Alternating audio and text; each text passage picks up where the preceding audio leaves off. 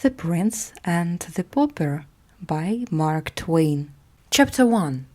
Tom Canty. Tom Canty was a very poor boy.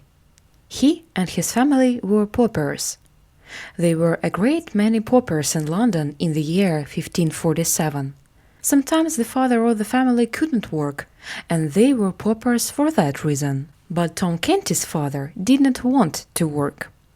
He and his wife and his mother and his 3 children all lived in one room in an old house in the poorest part of London.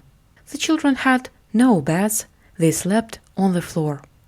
There were 2 girls, Bet and Nan, and 1 boy, Tom. Canty never did any work. Every day he sent out his 3 children to beg for money in the streets. They had to stand at the side of the road and say, "Please give a penny to a poor child." If they did not bring money to John Canty in the evening, he beat them and gave them no food.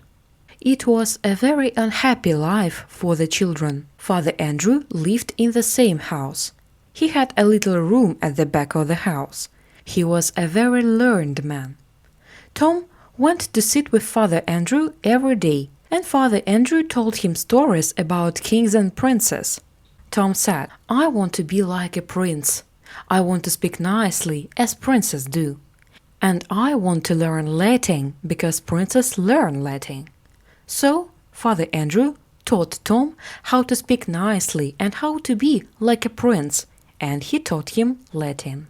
When Tom was with the other boys, he played at being a prince. Sometimes the boys laughed at him and called him Prince Tom, but they liked him. They played by the river and went swimming in the water. Tom could swim very well. The King of England at that time was King Henry VIII. He had 1 son, Edward. Prince Edward would be king when his father died. King Henry VIII lived in Westminster Palace in London.